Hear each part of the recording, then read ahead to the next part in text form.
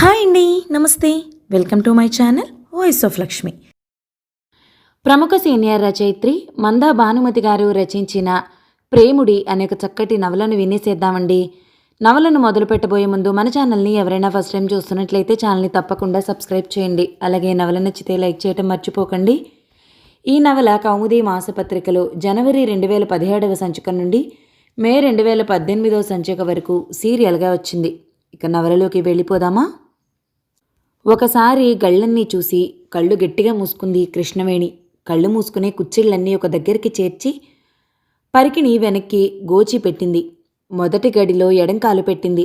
పాసా తలపైకెత్తి అరిచింది. నలుగురు అమ్మాయిలు కోరస్. కృష్ణవేణి రొప్పుతూ గట్టిగా పిలిచాడు సాంబడు. ఎక్కడ్నుంచో పరిగెత్తుకుని వస్తున్నాడో. కుడికాలెత్తి రెండో గడిలో పెట్టబోయిన కాలు అట్లాగే ఉంచి ఆగిపోయింది. కింద పెడితే అవుట్ అయిపోతుంది, కళ్ళు తెరిచినా అవుటే. సరిగ్గా అప్పుడే పరికిని కుచ్చిళ్ళు విడిపోయి కాళ్ళకి అడ్డం పడి కింద పడిపోయింది. కాలు మెలికపడి చీలమండ దగ్గర బుసబుస పొంగటం మొదలుపెట్టింది. తొక్కుడు బిళ్ళ ఆడుతున్న అమ్మాయిలంతా చుట్టూ మూగారు. అయ్యో, అదేమిటి అట్టా పడిపోయావు కృష్ణవేణి? మీ అమ్మ, నాయన, అన్న అవనిగడ్డలొత్తమన్నారు, నీతో చెప్పమన్నారు. ఇప్పుడే బోటెక్కించొత్తనా. అయినా అంత ఆత్రం ఏంటి చెప్పు? అమ్మాయిల్ని పక్కకి నెట్టి కింద కూర్చుని కృష్ణవేణి కాలు ఒళ్ళో పెట్టుకుని పరీక్షించాడు సాంబడు. మడమ దగ్గర చిన్నగా నొక్కగానే అమ్మా అంటూ దిక్కులు పిక్కటిల్లేటట్టు గగ్గోలు పెట్టింది. ఒక పక్క సాంబడి స్పర్శతో సేద తీరుతూనే, ఓ బట్టుంటే తడిపి తీసుకురండి తలెత్తి అందరినీ చూస్తూ అన్నాడు. ఓణీలు తప్ప ఎవరి దగ్గర గుడ్డముక్కలేదు. పైగా కనుచూపు మేరలో నీటి చుక్క కూడా లేదు.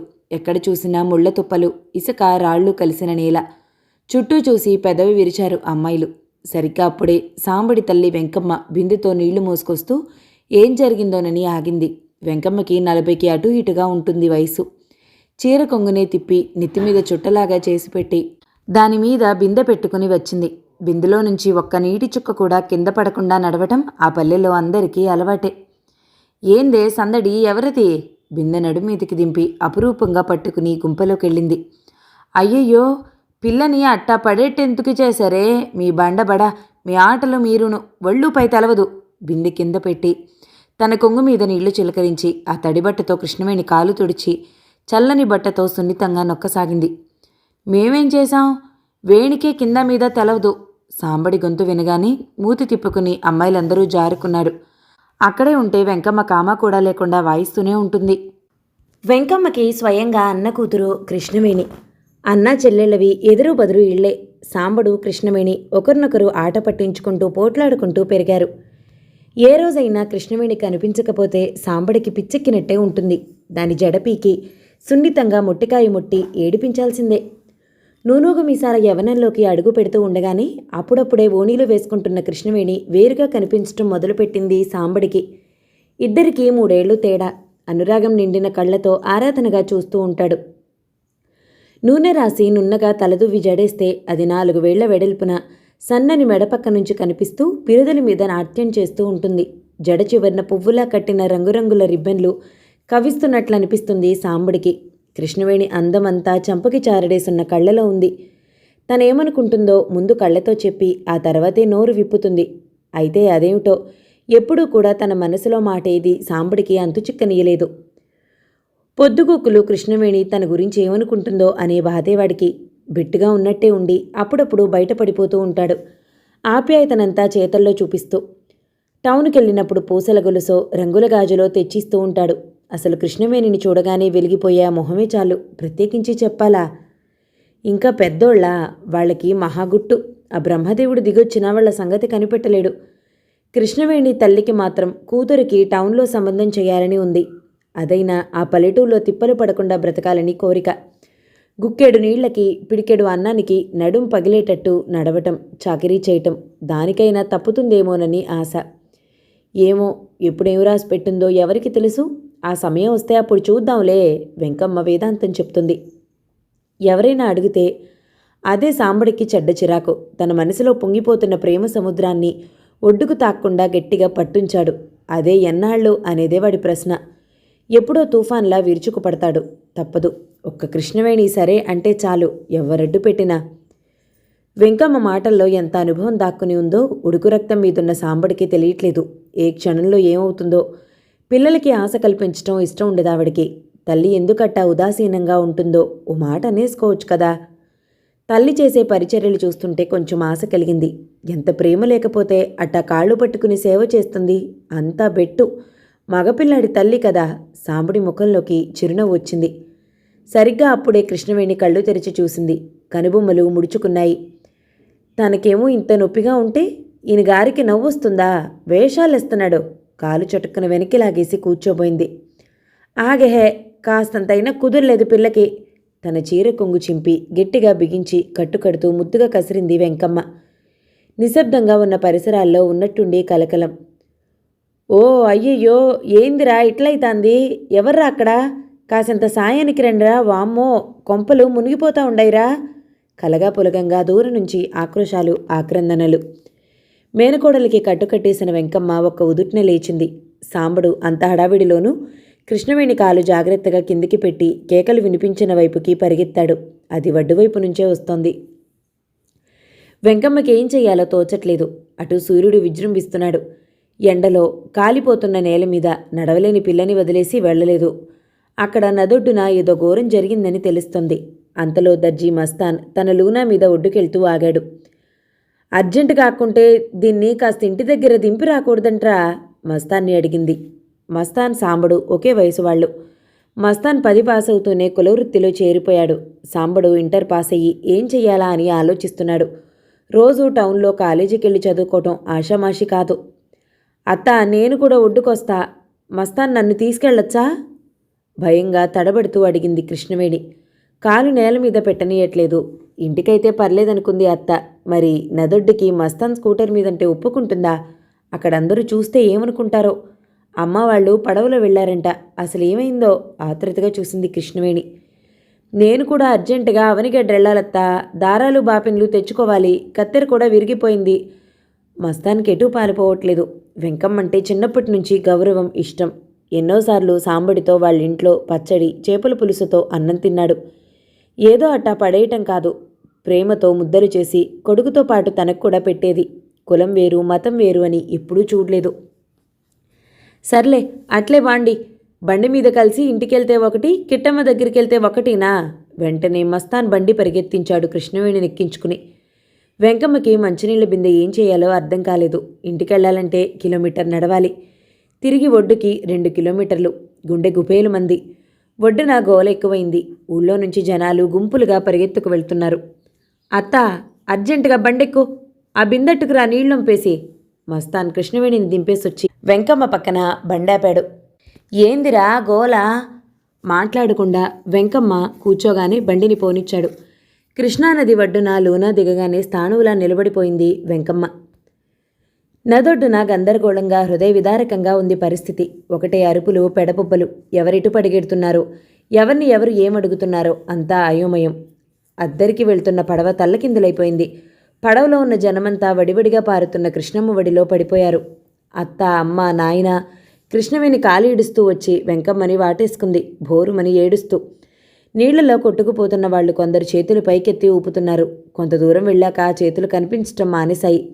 నావలో ఉన్న ఈతొచ్చిన మగాళ్ళు చేతికందిన వాళ్ళని జుట్టు పట్టుకుని తీసుకొచ్చి ఒడ్డున పడేస్తున్నారు. కృష్ణవేణి అన్న 2 చిన్నపిల్లల్ని ఒడ్డుకు చేర్చి అమ్మని రక్షిద్దామని నీళ్లలోకి దిగాడు. గజే ఈతగాడే, అయితే ఏమి లాభం? ఉగ్ర రూపం దాల్చిన కృష్ణమ్మ ముందు అతని బలం పనికిరాలేదు. అమ్మతో సహా కొట్టుకుపోయాడు. నిస్సహాయులై నీటిపాలైన వాళ్ళందరినీ తనతో సముద్రంలోకి తీసుకుపోయింది కృష్ణమ్మ. ఏమైందిరా? సాంబడేడ్రా? ఎలాగో నూరు పెగిల్చుకున్నది వెంకమ్మ గుండె దడదడలాడుతూ ఉండగా. ఇక్కడున్నాలేమ్మా. ఒళ్లంతా నీళ్లు కారుతూ వచ్చాడు సాంబడు. అప్పుడే 2 పాపాయిల్ని ఒడ్డుకు చేర్చి రొప్పుతూ బట్టలు పిండుకుని ఇసుకలో పడున్న వాళ్ళ దగ్గరికి వెళ్ళాడు. మస్తాన్ అప్పటికే సగం మంది చేత నోట్లోంచి నీళ్లు కక్కించాడు కడుపు నొక్కి. మస్తాన్కి ఈత రాదు. ఆ గ్రామంలో అతనొక్కడికే ఆ వయసు వాళ్లలో ఈత రానిది. గుండె కొంచెం బలహీనంగా ఉందని చిన్నప్పుడు ఊళ్ళోకి వచ్చిన మెడికల్ క్యాంప్ వాళ్ళు చెప్పారు. నీళ్లలోకి దిగద్దని వాళ్ళమ్మ వట్టేయించుకుంది. అందుకే తను చేయగలిగిన పనులు అతను చేస్తున్నాడు. నీళ్లు కక్కేశాక తెలివొచ్చిన పిల్లలు అమ్మల కోసం గుండెలవిసేటట్టు ఏడుస్తున్నారు.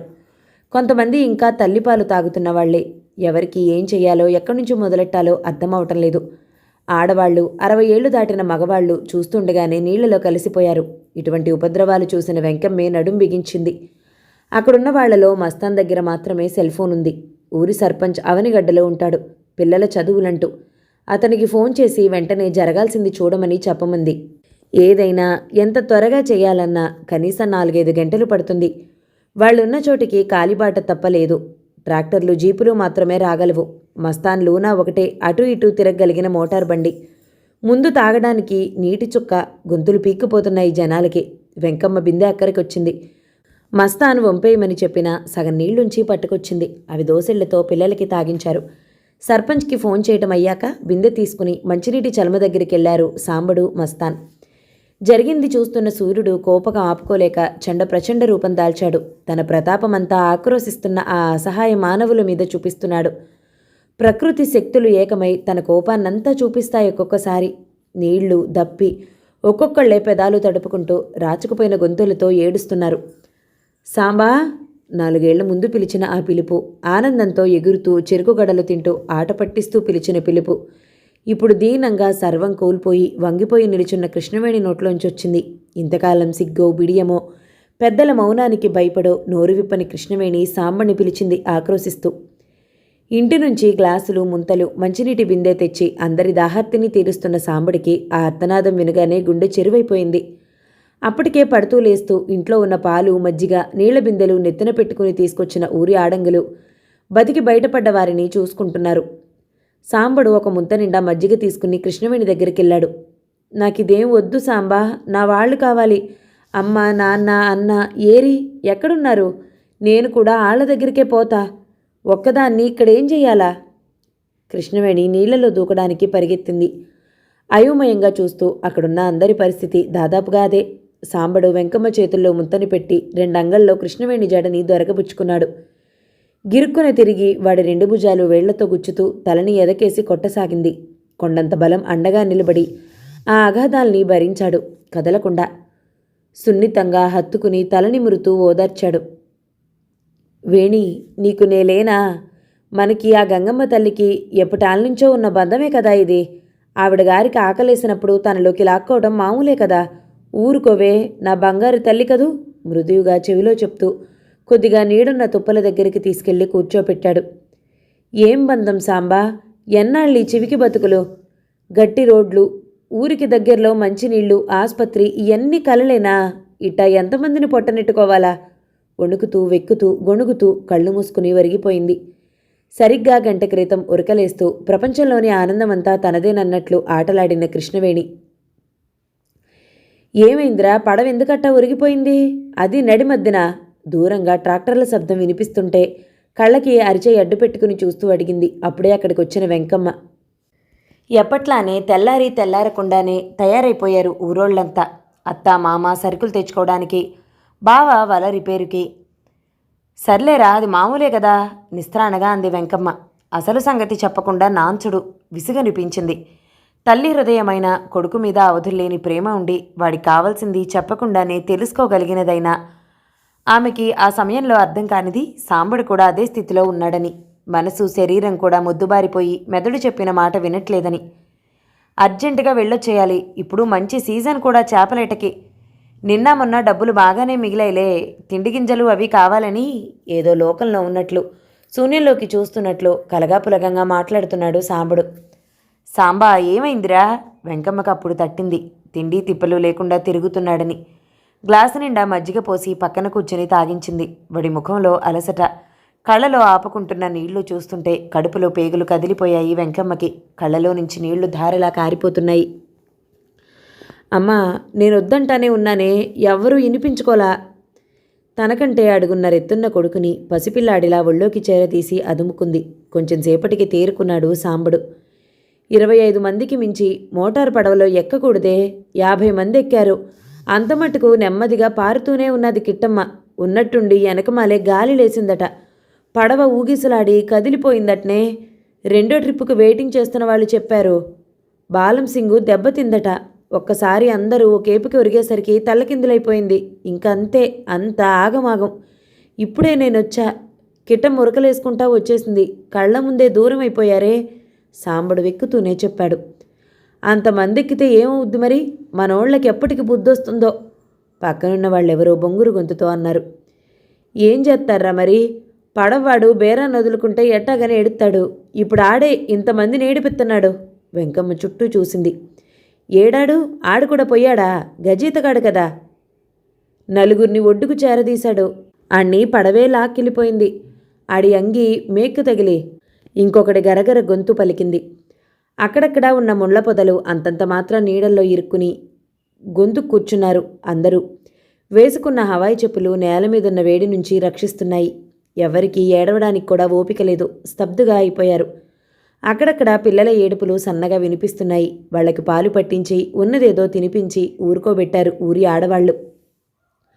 3-4 ఏళ్ల పిల్లలు అక్కడే పొదల చాటున దాగులు మూతలు ఆడుకుంటున్నారు. మొత్తం 10 మంది ఉన్నారు.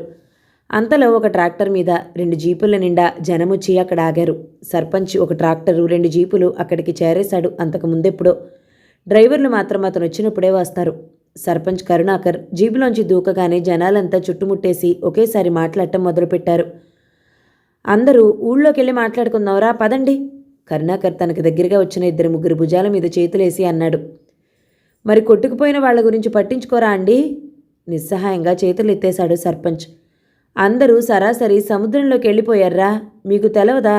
ఎక్కడని వెతికిస్తాం? ఎప్పుడో ఎక్కడికో కొట్టుకొస్తారు. అది కూడా ఆపేశాడు. అక్కడున్న అందరికీ తెలుసు అతనేం చెప్పబోయాడు. కృష్ణా జిల్లా డెల్టా ప్రాంతంలో ఒక లంక అది. 2 పక్కల కృష్ణా నది పాయలు, ఒక పక్క సముద్రం, మధ్యలో ఉన్న లంక. ఆ లంకలో ఉన్నవి 4 పల్లెలు. ఆ పల్లెల్లో ఒకటి నువ్వులారిపాలెం. 150 గడప ఉంటుంది ఆ పల్లెలో. నూరెపాలెం అంటారు వాడుకలో. ఏది కావాలన్నా టౌన్కి వెళ్లాల్సిందే. అక్కడికి వెళ్ళాలంటే కృష్ణానది పాయ దాటాలి. స్వతంత్రం వచ్చి ఇన్నేళ్లైనా ఇంకా అక్కడ బ్రిడ్జి కట్టలేదు. అంతకుముందు నాటు పడవల్లోనే దాటేవారు. ఆ తర్వాత వాటికి మోటార్లు బిగించారు. మోటారు బోట్ వచ్చాక కాస్త బయటి ప్రపంచంతో బాంధవ్యాలు ఏర్పడ్డాయి నూలపాలెం ప్రజలకి. పాలెంలోని పిల్లలు 2-3 అవనిగడ్డ వచ్చి కాలేజీల్లో చదువుతున్నారు. పాలెంలో ప్రభుత్వ పాఠశాల, ఒక గ్రంథాలయం, ఒక ప్రాథమిక ఆసుపత్రి వచ్చాయి. 20 మంది వరకు లూనా మోటార్ బైకులు నడుపుతారు. వాళ్లనే బాబ్బాబు అని బ్రతిమలారి పెట్రోలుకి డబ్బులు ఇచ్చి రేవు దగ్గరికి వెళ్ళొస్తుంటారు నడవలేని కొందరు. ఆ పెట్రోలుకు డబ్బులు లేని వాళ్ళు కాళ్ళని నమ్ముకోవాల్సిందే. అది సగం అరిగిపోయిన హవాయి చెప్పులతో. ఊరికి కిలోమీటర్ దూరంలో మంచినీళ్ల బావి ఉంది. ఎవరైనా అక్కడికెళ్ళి మంచినీళ్లు తెచ్చుకోవాల్సిందే. ఇళ్లలో బావుల్లో అంతా ఉప్పు నీరే. కష్టం మీద పప్పు ఉడుకుతుంది. ఏదైనా చేపలవని, కాయగూరలవని, కిరాణా సరుకులవని గంపల్లో పెట్టి ఆ గంపని నెత్తిమీద పెట్టుకుని నడుస్తారు. 2 కిలోమీటర్ల దూరంలో ఉన్న పడవల రేవుకెళ్ళి మోటార్ బోట్ ఎక్కేస్తుంటారు. ఆ పడవల్లోనే నావకున్న శక్తికి మించి ఎక్కించేసి నడిపేస్తుంటారు పడవవాళ్లు అత్యాశకు పోయి. అదే జరిగింది ఆ రోజు. ఊర్లో అందరికీ ఉప్పెనొచ్చినట్టు వచ్చి పడ్డాయి అవసరాలు. అవే వాళ్ల ప్రాణాలు తీశాయి. మరునాడు విలేకరులు, రాజకీయ నాయకులు వచ్చేసరికి ఏముంది? ఏమీ ఎరగనట్టు మామూలుగా ప్రియుడి ఒడిలో వాలిపోవాలని ప్రేయసి చూపించినంత ఉత్సాహంతో కృష్ణమ్మ సముద్రం కేసి గలగలా పారుతోంది.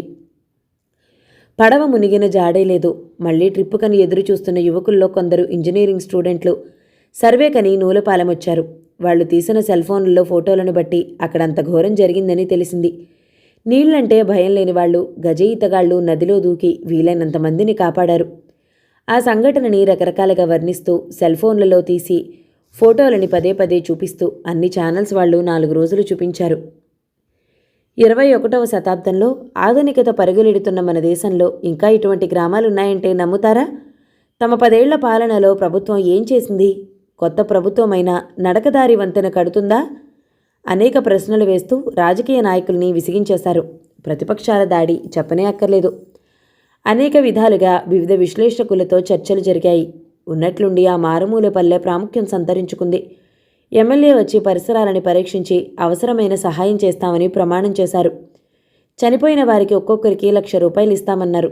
అక్కడితో ఆ సంఘటనని పాత కాగితాల అడుక్కి ఛానల్స్లోని ఆర్కీవ్స్లోకి పంపేశారు. పాలెంలో మామూలుగానే రోజులు గడుస్తున్నాయి. ఒక్కదానివి ఎట్టుంటావే? మా ఇంటికొచ్చేవేణి? ఎట్టా ఉండేదానివే? ఎట్టయిపోయినావో చూడు. ఇంక పనిలోకి మడుసుల్లోకి పడాలి. మన వాళ్ళనేవాళ్ళున్నా లేకపోయినా పొట్ట నింపుకోక తప్పదు. బట్ట కట్టక తప్పదు. లే ముందు కాపీ తాగు. ప్రేమనంతా కంఠంలోకి పంపి బ్రతిమలాడుతున్న వెంకమ్మని శూన్యంలోకి చూస్తున్నట్టు చూసింది కృష్ణవేణి. మొహమంతకే కళ్ళే కనిపిస్తున్నాయి. బుగ్గలు లోతుకుపోయి పళ్ళు బయటకొచ్చేశాయి. ఏం తిన్నా తినకపోయినా రోజూ చేపలు తినటంతో నిగనిగలాడుతున్నట్లుండే చర్మం పొడారిపోయి పొడలు తేలిపోయింది. వెలిసిపోయిన పరికిణీ జాకెట్టు, ఇంకాసేపటిలో పీలికలైపోతుందేమో అన్నట్టున్న ఓణి, మూర్తీభవించిన శోకదేవతలాగా కృష్ణవేణి మూలనున్న దేవదారు పెట్టె మీద కూర్చుని ఉంది. ఒక గది ఆనుకుని చిన్న వంటిల్లు ఉన్న పెంకిటిల్లది. నెల క్రితం వరకు కళకళ్లాడుతూ ఉండేది. కృష్ణవేణి అన్న రాజా అవనిగడ్డెళ్ళినప్పుడు ఏదో సినిమా చూసొచ్చి ఆ కథని మళ్ళీ ఇంకో సినిమా చూసే వరకు చెప్తూ ఉండేవాడు. రోజూ చేపల వేటకు వెళ్లాల్సిందే. వేటలో పట్టిన చేపల్ని అమ్ముకునొచ్చి ఇంట్లోకి సరుకులు తెచ్చేవాడు. సరుకులతో పాటుగా చెల్లికి రిబ్బన్లు, ఫేస్ పౌడరు కూడా. ఒక రోజున పెద్ద అద్దం తెచ్చి గోడకి బిగించాడు. ఆ రోజంతా కృష్ణవేణి సంబరమే సంబరం. ఆ సంబరాన్ని చూస్తున్న అన్నగారు ఆనందిస్తుంటే తల్లిదండ్రులకి కన్నుల పండగే. తనకి గుర్తున్నప్పటి నుంచి ఒక్కరోజు కూడా అన్న కోపంగా తనని మాట అనటం వినలేదు. ఏదో ఆకతాయితనానికి తప్ప. ఉన్న రోజు తినటం, లేని రోజు నీళ్లు తాగి పడుకోవటం, ఉన్నా లేకపోయినా కబుర్లకేమీ లోటు లేదు ఎన్నడు. ఆ వంటిగదిలో ఒంటరిగా మిగిలిపోయింది కృష్ణవేణి. రోజూ వెంకమ్మే 4 మెతుకులు తెచ్చి బలవంతాన తినిపిస్తుంది. కృష్ణమ్మ కన్నెర్ర చేసి నెలయింది. అప్పుడప్పుడే పల్లె ప్రజలంతా తమ దినచర్యల్లోకి దిగుతున్నారు. ఉప్పెనలో కొట్టుకుపోయిన వాళ్ళు 30 మంది లెక్కకొచ్చారు. ఉపద్రవాలొచ్చినప్పుడు ఒకళ్ళిద్దరు, నలుగురు అయితే పేర్లు చెప్పుకుంటారు. 10 మంది దాటితే ప్రజలకి తెలిసేది అంకులే, ఆయా కుటుంబాలకి తప్ప. 1 నుంచి 10 ఏళ్లలోపు 6 పిల్లలు బతికారు. 4 తల్లిదండ్రులు కూడా ఒడ్డుకి చేరగలిగారు. ఆ ఉధృతంలో ఎవరు ఎక్కడున్నారో, ఎవరు ఎవరిని ఒడ్డుకు చేరుస్తున్నారో అంతా గందరగోళం. ఆ పిల్లలకి పర్వాలేదు, ఉనికికి హాని లేదు. ఇళ్లలో బామ్మలు, తాతలు ఉన్నారు. తండ్రుల ప్రేమైనా దక్కింది. 2 మాత్రం 4 ఏళ్ల అబ్బాయి నాగరాజు, 2 ఏళ్ల పాపాయి నాంచారి అనాథలైపోయారు. కుటుంబం అంతా కొట్టుకుపోయింది. కృష్ణవేణికిలాగే. వెంకమ్మ సాంబడుల పక్కిల్లే వాళ్ళది. ముందు ఒక వరండా, వెనక ఒక గది ఉన్న తాటాకులేళ్ళు. వెంకమ్మే ఆ వయసులో వాళ్ళ ఆలనా పాలన చూస్తుంది. వెంకమ్మకి 40 ఏళ్లే దాటినా మోయగలిగిన కంటే ఎక్కువ భారాన్ని మోయించి, చేయగలిగిన కంటే ఎక్కువ పనిని చేయించి, శరీరాన్ని దుర్వినియోగపరిచి ముసలి రూపు వచ్చేసింది. ఎక్కడికక్కడ కీళ్లు కీచుమంటూ ఉంటాయి. అసలే అంతంత మాత్రపు ఆదాయాలు. ఏ రోజుకా రోజు ఏదో విధంగా సంపాదించుకోవాల్సిందే. చేపలు పట్టో, ఎండ్రకాయలేరో, టౌన్లో కూలి పనికెళ్ళో మహా అయితే 4 రోజులు పనికెళ్లకుండా గడపగలరేమో. ఆ పైన ఇళ్లలో కూర్చుంటే పస్తులే. అమ్మడు, నీకే గదనే చెప్పేది, అంతలేసి గుడ్లేసుకుని అట్టా సూత్తావేమే? నిన్ను చూసుకునే నేను బతుకుతున్నా. లేచి తానం పానం చూడే కాసింత. వెంకమ్మ కూడా ఓపిక లేనట్లు బొంగురు గొంతుతో నీరసంగా అంది. వేణి ఉలక్కుండా పలక్కుండా కూర్చుంది. వాకిట్లో బిందె చప్పుడు విని నెమ్మదిగా నేల మీద 2 చేతులు ఆనించి కష్టపడి లేచి నిల్చుంది వెంకమ్మ. కళ్ళు తిరిగినట్లు అనిపించింది. తనకి మాత్రం ఏమైనా ఎక్కుతుందా నోట్లోకి? బతుకుండాలి కనుక 1, 2 ముద్దలు నోట పడేసి నడుస్తుంది. బిక్కుబిక్కుమంటూ నోట్లో వేలేసుకుని నాంచారి, దాని వెనకే నాగరాజు వచ్చారు. దిక్కు తెలియని పక్షుల్లా దీనంగా చూస్తున్నారు.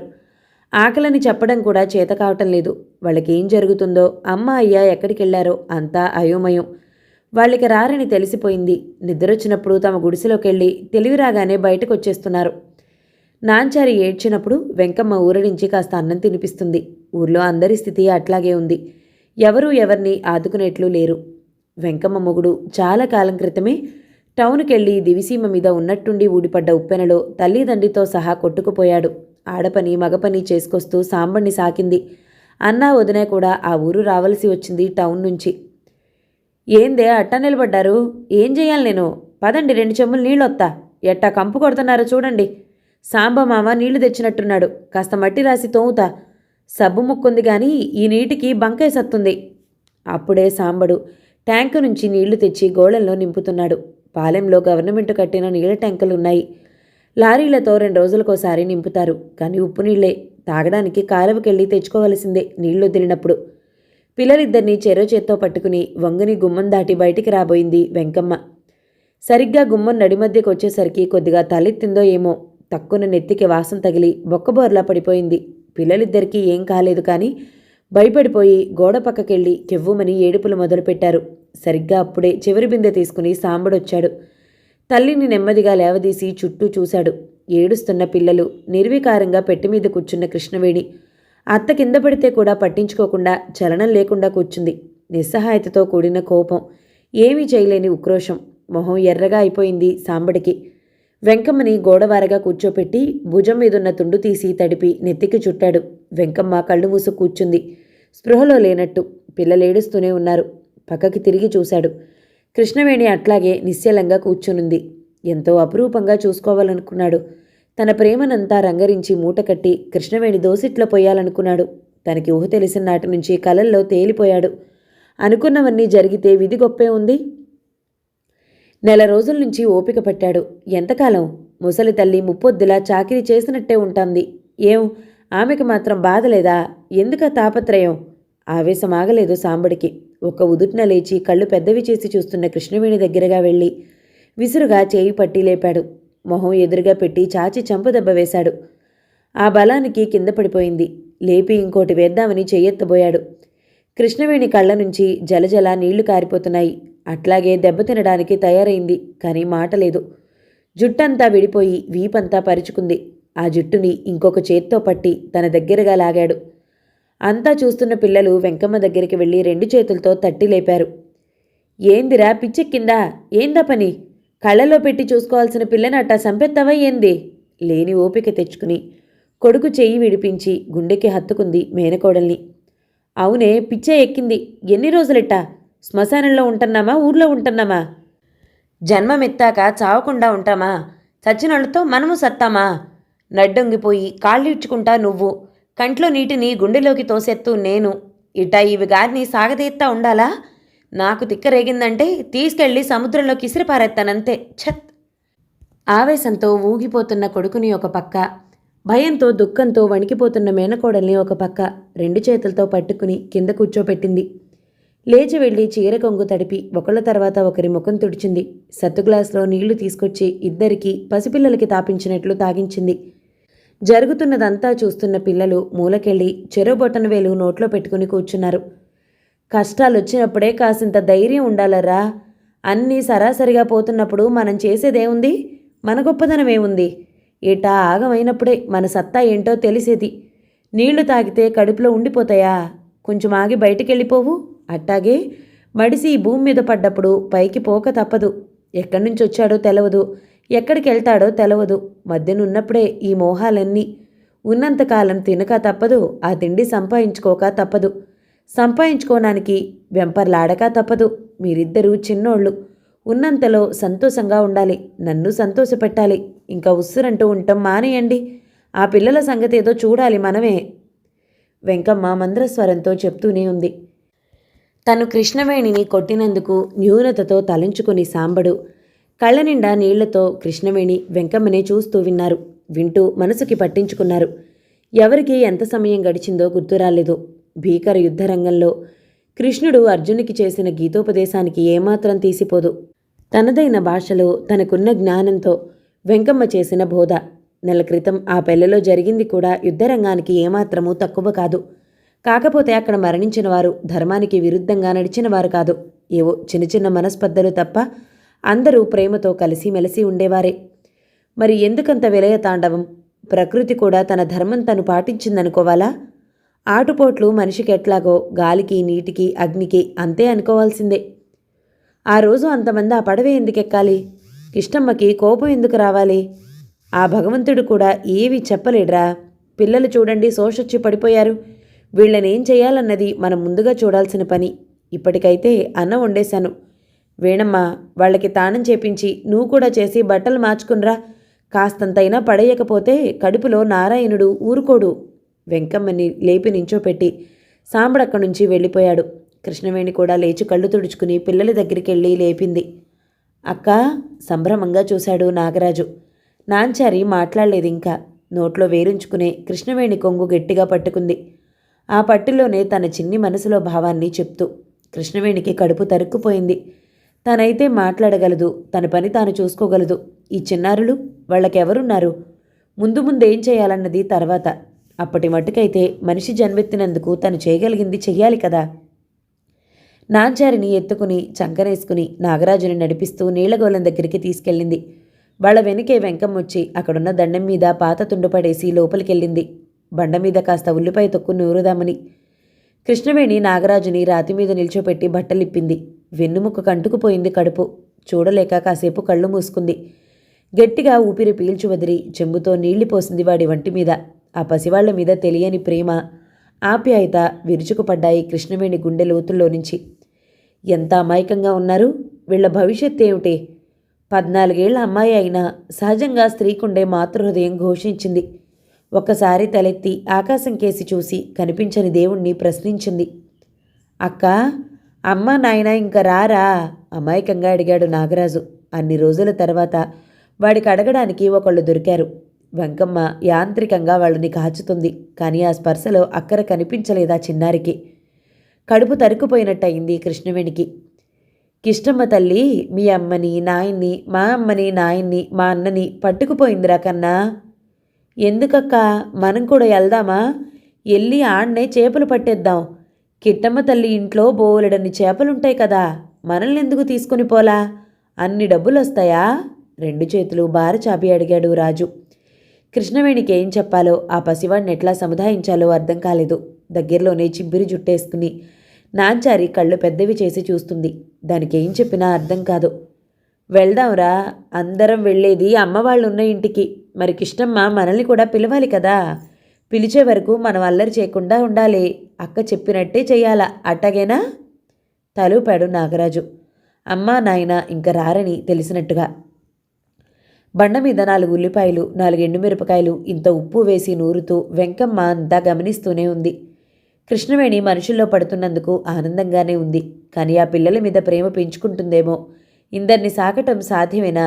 సాంబడొచ్చాక ఇద్దరిని కూర్చోబెట్టి మాట్లాడాలనుకుంటూ నూరిన పచ్చడి దాకలోకి తీసి లోపలికి నడిచింది. అన్న ఇంట్లోనే కిరసనాయిల్ స్టవ్ వెలిగించి అర్ధసేరు బియ్యం ఉంటే ఎసరు పెట్టి పోసింది. గంజివార్చి కుండలో దాచింది. రాత్రికి బియ్యం ఉంటుందో లేదో, ఏదీ లేకపోతే గంజైనా తాగి పడుకోవచ్చు. మొదటి భాగం సమాప్తం. మిగతా నవలని తర్వాతి భాగంలో విందామండి. నవల కనుక మీకు నచ్చినట్లయితే లైక్ చేయండి, షేర్ చేయండి, మంచి కామెంట్ చేయండి. మన ఛానల్ని తప్పకుండా సబ్స్క్రైబ్ చేయండి. తర్వాతి భాగంలో మళ్ళీ కలుద్దాం. అంతవరకు సెలవు మరి. Thank you so much for watching. నమస్తే.